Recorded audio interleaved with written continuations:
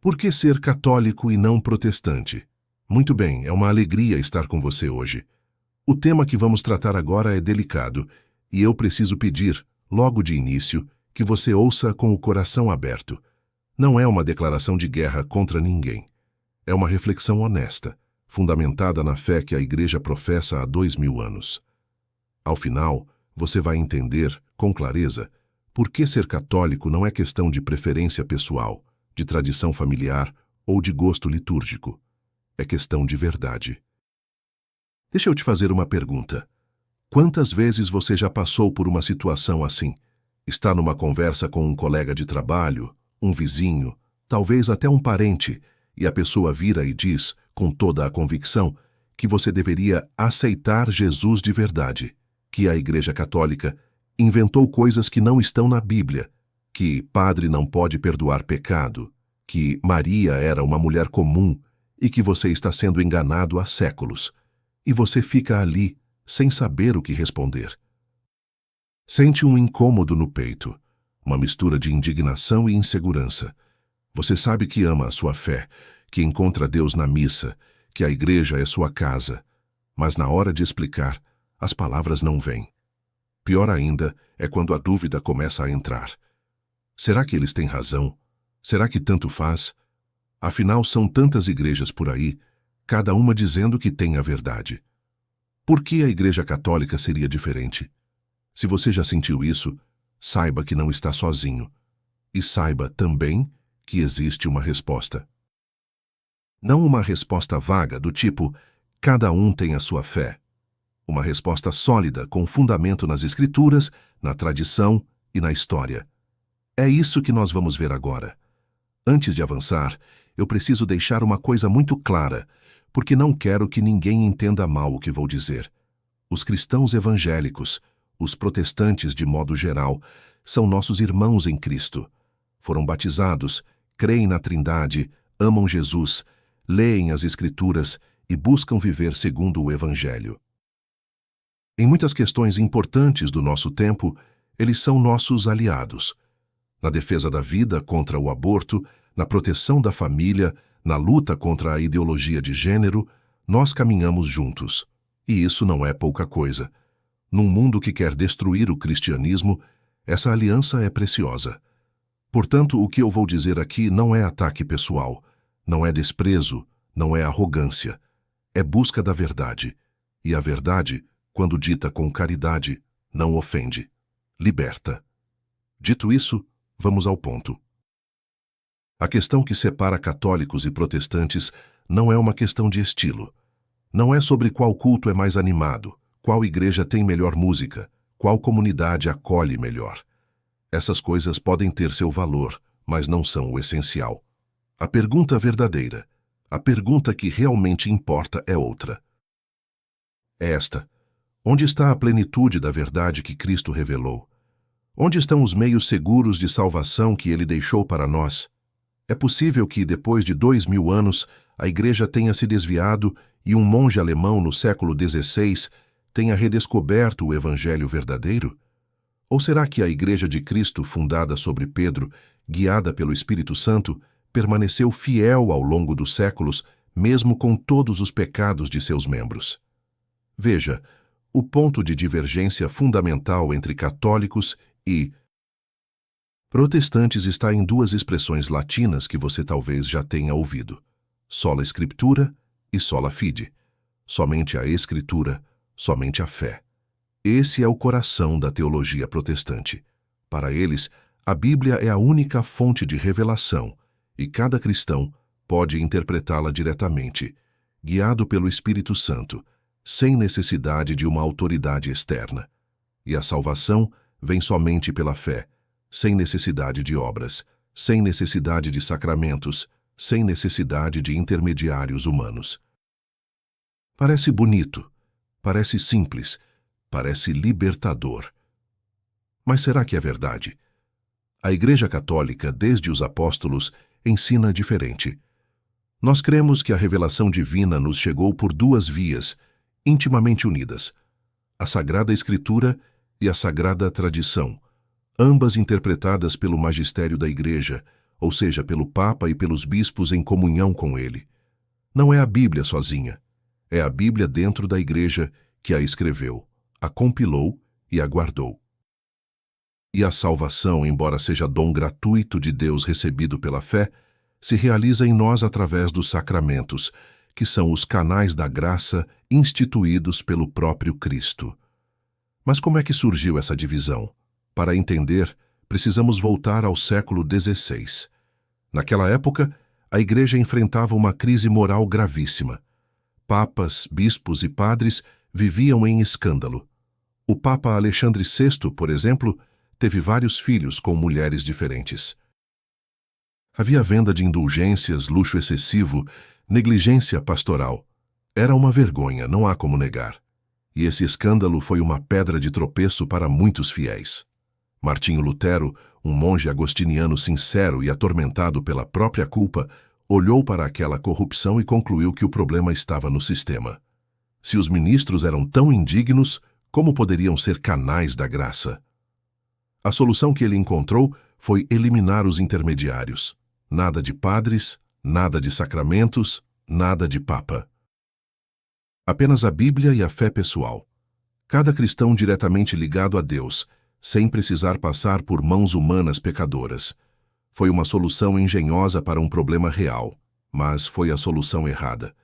Porque ao tentar resolver o escândalo moral, Lutero acabou destruindo o sistema sacramental que Cristo havia deixado.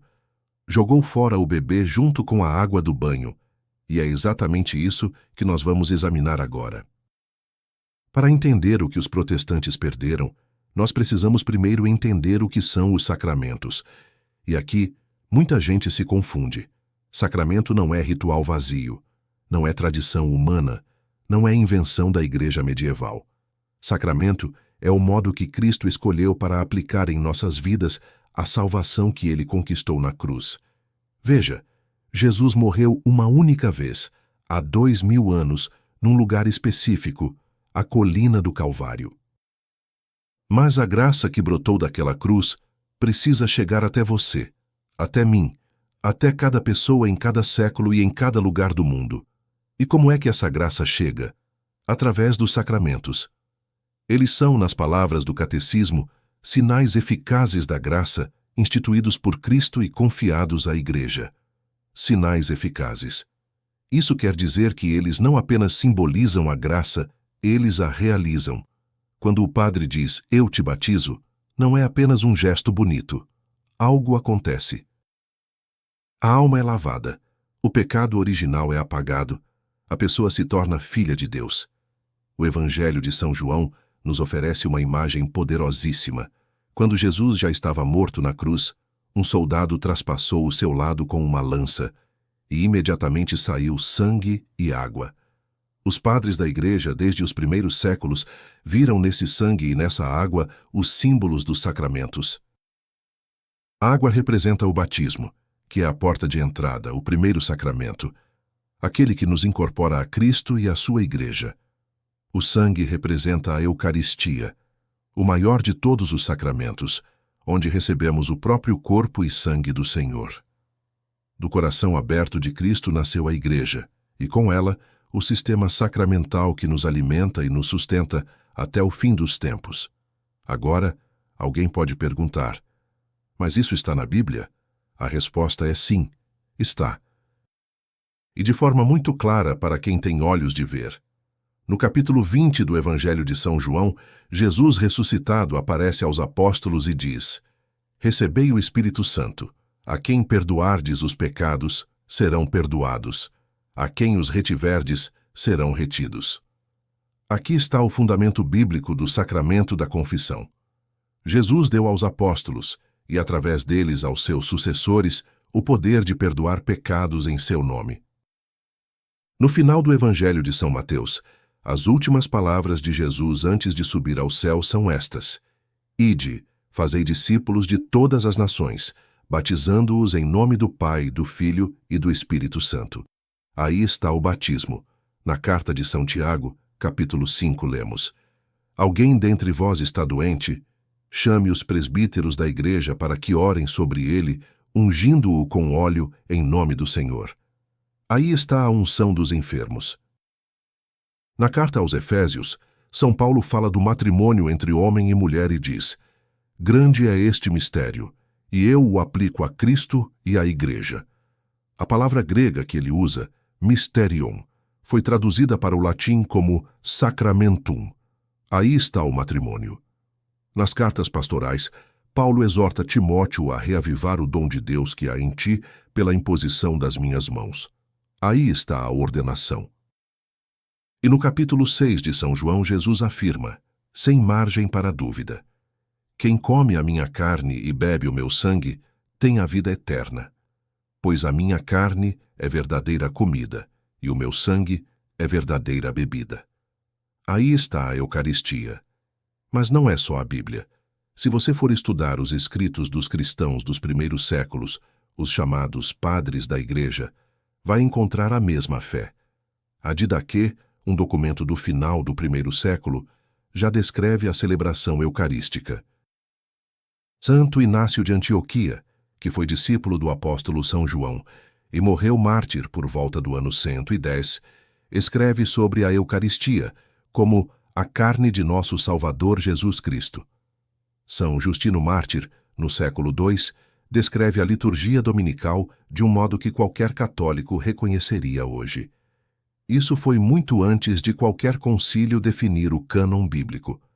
A Igreja já vivia os sacramentos antes mesmo de ter a Bíblia completa em mãos. Portanto, dizer que os sacramentos são invenção medieval é simplesmente ignorar a história. E o que os protestantes fizeram? Eliminaram quase tudo. Das 7 fontes de graça que Cristo deixou, eles conservaram, no máximo, 2, e mesmo assim de forma esvaziada. Para a maioria das denominações evangélicas, o batismo não regenera a alma, é apenas um símbolo público de uma decisão pessoal. Por isso, muitos rejeitam o batismo de crianças, porque a criança não pode decidir por Jesus. A ceia do Senhor não é o corpo e sangue de Cristo, é apenas um memorial, um lembrete, pão e vinho comuns que ajudam a recordar o sacrifício da cruz. A confissão foi abolida, porque supostamente só Deus pode perdoar pecados, ignorando que foi o próprio Deus quem deu esse poder aos apóstolos. A ordem sagrada desapareceu, e o pastor se tornou um funcionário da comunidade, um pregador contratado, sem nenhum caráter sacramental, sem nenhuma graça especial, apenas um leigo que fala bem. A confirmação, a unção dos enfermos, o matrimônio como sacramento, tudo isso foi descartado. E aqui está o problema profundo. Ao eliminar os sacramentos, o protestantismo criou a ilusão de que podemos nos relacionar com Deus sem intermediários, sem instrumentos, sem a mediação da Igreja. Parece uma ideia nobre, parece humildade, parece confiança direta em Deus. Mas, na verdade, é uma negação do modo como Deus escolheu agir. Veja, Deus poderia ter nos salvado de qualquer maneira. Poderia ter simplesmente decretado do céu: vocês estão perdoados. Mas não foi isso que ele fez. Ele se fez homem, assumiu carne humana, usou mãos humanas para curar, voz humana para ensinar, pés humanos para caminhar entre nós.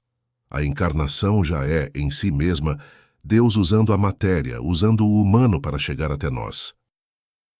E depois da ascensão, ele continua agindo do mesmo modo, através de instrumentos visíveis, através de homens pecadores que, apesar de suas fraquezas, transmitem uma graça que não é deles, mas dele. Rejeitar isso não é purificar a fé, é mutilar o plano de Deus. Tudo isso que eu disse até agora pode parecer para alguns uma discussão teórica, uma questão de teologia para especialistas. Mas não é. É uma questão que toca a vida de cada um de nós no ponto mais sensível, o pecado. Porque veja, todos nós pecamos, não apenas antes da conversão, não apenas antes do batismo, mas depois. O cristão batizado que ama a Deus e quer segui-lo continua caindo. Perde a paciência, alimenta rancor, cede à luxúria, mente, é egoísta, negligencia a oração, fere quem ama. Isso não é teoria, isso é a realidade de cada um de nós. E aí vem a pergunta que todo ser humano sincero precisa se fazer. Depois que eu pequei, como é que eu sou perdoado? Como é que eu tenho certeza de que Deus me recebeu de volta? Para o protestante, a resposta parece simples. Basta pedir perdão diretamente a Deus, com fé, e Ele perdoa. Não precisa de padre, não precisa de confessionário, não precisa de intermediário. Você, sozinho no seu quarto, fala com Deus, se arrepende e pronto. Está perdoado. Parece fácil, parece direto. Parece até mais humilde do que ir se ajoelhar diante de um homem pecador como você. Mas será que é assim que funciona? Será que basta sentir arrependimento para ser perdoado? A Igreja, com sua sabedoria de 2000 anos, nos ensina algo muito importante sobre isso. Existe uma diferença entre contrição perfeita e contrição imperfeita. Contrição perfeita é quando eu me arrependo dos meus pecados por puro amor a Deus. Não porque tenho medo do inferno, não porque quero ir para o céu, não porque sofri as consequências do meu erro, mas simplesmente porque o meu pecado ofendeu a Deus, que é infinitamente bom e digno de ser amado acima de todas as coisas. É um arrependimento tão puro, tão desinteressado, que eu diria a Deus, Senhor, mesmo que não houvesse céu para me premiar, nem inferno para me castigar, ainda assim eu me arrependeria, porque vos amo e não suporto a ideia de vos ter ofendido. Esse ato de amor perfeito, quando é sincero e verdadeiro, tem o poder de perdoar os pecados mesmo fora do sacramento da confissão. A Igreja sempre ensinou isso, mas aqui está o problema. Quem de nós tem essa contrição perfeita? Quem de nós consegue de verdade se arrepender por puro amor, sem nenhuma mistura de medo, de interesse, de desejo de recompensa? Sejamos honestos. A maior parte de nós se arrepende como o filho pródigo da parábola. O filho pródigo, lá no fundo do poço, comendo lavagem de porcos, não pensou primeiro no amor ao pai. Ele pensou, na casa do meu pai, até os empregados vivem melhor do que eu. Foi o sofrimento, foi o interesse próprio, foi a comparação que o moveu inicialmente. Isso é contrição imperfeita. Não é má, não é desprezível, mas é incompleta. E a contrição imperfeita, sozinha, não basta para perdoar os pecados mortais. E é aqui que entra a misericórdia infinita de Deus através do sacramento da confissão. Veja a beleza do plano divino. Deus sabe que somos fracos. Sabe que nosso arrependimento é muitas vezes manco, claudicante, misturado com egoísmo. E por isso, Ele nos deu um caminho seguro. Na parábola, o filho pródigo começa a caminhar de volta para casa com sua contrição imperfeita, e o pai, vendo-o de longe, corre ao seu encontro. Esse correr do pai é o sacramento. É Deus vindo ao nosso encontro, suprindo o que falta em nós, completando com sua graça o que nosso arrependimento tem de insuficiente. Quando o sacerdote diz, eu te absolvo dos teus pecados, não é ele quem perdoa. É Cristo agindo através dele. E naquele momento você tem certeza. Não é uma esperança vaga, não é um acho que Deus me perdoou. É certeza sacramental. Os seus pecados foram apagados. O protestante não tem isso. Ele peca, pede perdão sozinho no quarto e fica na esperança de que seu arrependimento foi suficiente, de que sua fé foi genuína, de que Deus aceitou. Mas como saber? Como ter certeza? Se a salvação depende da qualidade da minha fé e do meu arrependimento, e se eu sei que minha fé é vacilante e meu arrependimento é imperfeito, como posso dormir tranquilo? O sistema protestante, que parece oferecer liberdade, na verdade gera angústia. Foi exatamente essa angústia que atormentou Lutero a vida inteira. Ele nunca teve paz, sempre se perguntando se tinha fé suficiente, se estava realmente salvo. Que ironia trágica! O homem que ensinou a salvação somente pela fé nunca conseguiu descansar nessa fé. E tem mais. Pense na hora da morte. Esse é o momento decisivo, o momento em que a eternidade se aproxima. Quem vai estar ao lado do protestante nessa hora? Um pastor pode visitá-lo, pode orar com ele, pode ler a Bíblia, mas não pode absolvê-lo, Não pode dar a ele a certeza do perdão. Não pode ungí-lo com o óleo sagrado que fortalece a alma para a passagem. Não pode oferecer a ele o viático, a última comunhão, o pão que alimenta para a viagem definitiva. O católico, mesmo o mais pecador, mesmo aquele que passou a vida longe de Deus, se no leito de morte chamar um sacerdote, pode receber a absolvição de todos os seus pecados, a unção dos enfermos, a santa comunhão e partir desta vida em estado de graça, pronto para o encontro com Deus. Isso não é pouca coisa. Isso é a diferença entre ter ou não ter os meios seguros de salvação. Então, por que ser católico e não protestante? Deixa eu resumir tudo o que vimos até aqui. Não é por tradição familiar, embora seja belo quando a fé passa de geração em geração. Não é por costume cultural, embora o Brasil tenha raízes católicas profundas. Não é porque a missa é mais bonita ou mais feia, mais animada ou mais silenciosa. Não é por preferência estética, não é por simpatia pessoal com o padre da paróquia. Não é porque sempre foi assim. É por uma razão muito mais séria, muito mais profunda. É porque na Igreja Católica, e somente nela, estão os 7 sacramentos instituídos por Cristo. É porque aqui, nesta igreja de 2000 anos, fundada sobre Pedro, a mão chagada do Cristo ressuscitado continua se erguendo para dizer: eu te absolvo dos teus pecados. É porque aqui, neste altar, o mesmo Jesus que se ofereceu no Calvário toma o pão e o vinho e diz: isto é o meu corpo, isto é o meu sangue. E é de verdade. Não é símbolo, não é lembrança, não é metáfora. É ele, real, substancial, inteiramente presente. Os ministros são pecadores? São. Sempre foram. Judas era apóstolo. Pedro negou Cristo 3 vezes. Papas cometeram escândalos terríveis ao longo da história. Mas a graça que passa através deles não é deles. É de Cristo. Quando você bebe água de uma torneira, não importa se o cano é de ouro ou de ferro velho. O que importa é a água. Os sacramentos são assim. O canal pode ser indigno, mas a graça que flui é a graça imaculada de Deus. É por isso que a Igreja sobreviveu a todos os escândalos, a todas as perseguições, a todos os Judas que surgiram em seu meio, porque não é uma instituição humana. É o corpo de Cristo na história. Se você é evangélico e está assistindo a este vídeo, eu quero falar diretamente com você com todo o respeito e com toda a caridade.